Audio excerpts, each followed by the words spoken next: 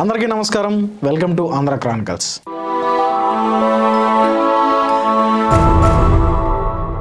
ఆంధ్రప్రదేశ్లో సంచలనంగా మారుతున్నాయి కొన్ని విషయాలు పులివెందుల జడ్పీటీసీ ఉప ఎన్నికల తర్వాత.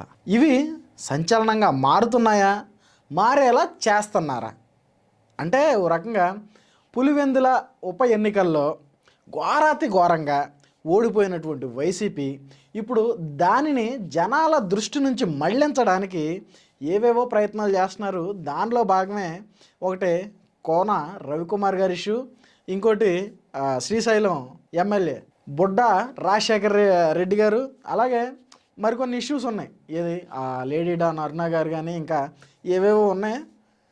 వీటన్నిటి ప్రయత్నం ఏంటయ్యా, అంతిమ ధ్యేయం ఏంట్రా అంటే పులివెందుల జడ్పీటీసీ ఉప ఎన్నికల్లో ఘోరంగా ఓడిపోయింది వైసీపీ అనేది జనాల దృష్టి నుంచి బయటికి తేవాలి అనేది. కానీ ఎలా కుదురుద్ది? అది చరిత్ర కదా, చరిత్రను మార్చడం ఎవ్వరి తరం కాదు. మరి అయితే ఇప్పుడు ఈ కోన రవికుమార్ గారి విషయంలో నాకు ఒక విషయం అర్థం కావట్లేదు. నేను ఆల్రెడీ ఇంతకుముందు దీని మీదే ఈ ఇష్యూ మీదే వీడియో చేశాను. కానీ దీని మీద వైసీపీ కార్యకర్తలకి, వైసీపీ నేతలకి పెళ్ళు మంది తగిలేలా ఒకే ఒక్క క్వశ్చన్ అడుగుతాను. అక్కడ ప్రిన్సిపల్గా చేస్తున్నటువంటి ఈ సౌమ్య ఎవరైతే ఉందో, వేధింపులకు గురైనటువంటి ఈ సౌమ్య ఎవరైతే ఉందో, మరి ఈవిడికి అక్కడ ఎమ్మెల్యే అయినటువంటి మంత్రి కావడానికి అవకాశాలు ఉన్నటువంటి కూటమి ఎమ్మెల్యే కోన రవికుమార్ గారు వేధిస్తుంటే, నిజంగానే వేధిస్తున్నారు అనుకోండి, మరి అక్కడి నుంచి ట్రాన్స్ఫర్ అయ్యి వెళ్ళిపోవచ్చుగా. ట్రాన్స్ఫర్కి పెట్టుకోవచ్చు, ఆ అవకాశం ఉంది కదా. కానీ ఆవిడకి ట్రాన్స్ఫర్ పెట్టుకునే అవసరం కూడా లేదు. ఎందుకంటే ఆల్రెడీ ఆవిడ అక్కడ చేయాల్సినటువంటి కాలపరిమితి 3 సంవత్సరాలు దాటిపోయింది. దానిలో భాగంగానే ఆవిడకి ట్రాన్స్ఫర్ వచ్చింది. ఏది వేరే నియోజకవర్గం, ఇచ్చాపురం నియోజకవర్గానికి ట్రాన్స్ఫర్ వచ్చింది. అక్కడికి వేరే ప్రిన్సిపల్ బదిలీ అయ్యి అక్కడికి వచ్చారు సౌమ్య గారి ప్లేస్లో. అయినా కానీ ఆవిడ కోన రవికుమార్ గారి నియోజకవర్గం వదిలి వెళ్ళనని భీష్మించు కూర్చుని ఆ వచ్చినటువంటి ప్రిన్సిపల్ను కూడా ఎదిరించి దుర్భాషలాడి బెదిరించే ప్రయత్నం చేసిందని చెప్పుకోవచ్చు. మరి ఇప్పుడు ఎవరు అబద్ధం ఆడుతున్నారు, ఎవరు ప్రలోభ పెడుతున్నారు, ఎవరు ఫేక్ ప్రచారం చేస్తున్నారు, మనం ఒకసారి ఆలోచించాలి.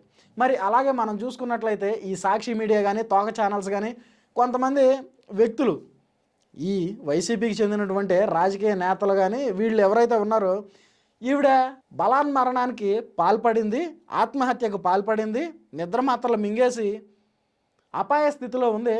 దీనిలో భాగంగానే ఇప్పుడు కోన రవికుమార్ గారి మీద తగిన చర్యలు తీసుకోవాలి అని ఎంతోమంది వైసీపీ కీలక నేతలు, కార్యకర్తలు డిమాండ్ చేస్తున్నారు. దేనికి తీసుకోవాలండి నాకు అర్థం కాదు.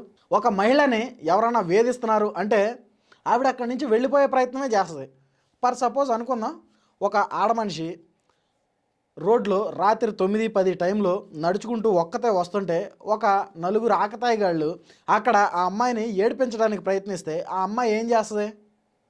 ఆ సిచ్యువేషన్ నుంచి బయటకు వచ్చే ప్రయత్నం చేస్తుంది కదా, ఆ ఏరియా నుంచి బయటికి రావడానికి ప్రయత్నం చేస్తుంది కదా. మరి నిజంగా కోన రవికుమార్ గారు ఈ సౌమ్య అనేటువంటి ప్రిన్సిపల్ని నిజంగానే ఇబ్బంది పెడితే, వేధింపులకు గురి చేస్తే, అదే వీడియో కాల్లో ఏది ఈ వైసీపీ వాళ్ళు చూపిస్తున్నటువంటి ప్రూఫ్లు ఏవైతే ఉన్నాయో వీడియో కాల్లో మిగిలిన ఇంకా 2 ప్రిన్సిపల్స్ ఉన్నారు, వాళ్ళిద్దరిని బ్లర్ చేసి కేవలం కోన రవికుమార్ గారిని అలాగే సౌమ్య గారి ఫేసులు మాత్రమే ఉంచడానికి గల కారణం ఏంటి? అంటే ఆయన వేధించేలా అయితే ఆవిడికి పర్సనల్గా సింగిల్గా చేయాలి కదా, ఇండివిజువల్గా కాల్ చేయాలి కదా. ఆ మాత్రం ఇంగిత జ్ఞానం లేకుండా, ఆ మాత్రం లాజిక్ లేకుండా, ఆ మాత్రం ఆలోచిస్తారు, రేపొద్దున మనల్ని క్వశ్చన్లు చేస్తారు, రేపొద్దున మీడియా ముందు పెట్టి మనల్ని కడిగేస్తారు అనేటువంటి ఇంగిత జ్ఞానం కూడా లేకుండా ఈ వైసీపీ వాళ్ళు చేస్తున్నటువంటి ఆరోపణలు ఇంత దారుణంగా, దౌర్జన్యంగా, మరి ఇంత దిగజారిపోయి రాజకీయాలు చేసినటువంటి కర్మ మనకెందుకు సామే? అసలు నాకైతే అర్థం కావట్లేదు. ఇది అంటే ఓ రకంగా ఈవిడ ఈ సౌమ్య గారు ఎవరైతే ఉన్నారో ప్రిన్సిపల్ గారు, ఇప్పుడు ఈవిడ కూడా ఈ నిద్ర మాత్రలో మింగేటువంటి ఈ డ్రామా ఏదైతే ఉందో ఇది కూడా ఓ రకంగా వీళ్ళు ఆడించేదే, దీని వెనక ఉన్నటువంటి సూత్రధారులు కూడా వీళ్ళే అని మనం చెప్పుకోవచ్చు.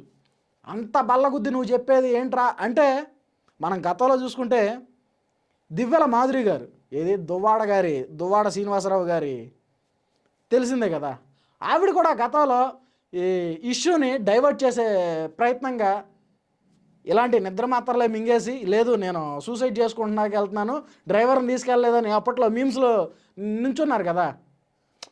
ఇలాంటి దుర్మార్గపు ఆలోచనలు, దౌర్భాగ్యపు ఆలోచనలు, ఇలాంటి డైవర్షన్ ఆలోచనలన్నీ పాపం ఎందుకో మరి ఆ వైసీపీకే వస్తాయి. వైసీపీలో చేరిన తర్వాత అలా అవుతారో, లేదంటే అలా ఉన్నారు కాబట్టి వైసీపీలో చేరతారో నాకైతే ఇప్పటికీ అర్థం కావట్లేదు.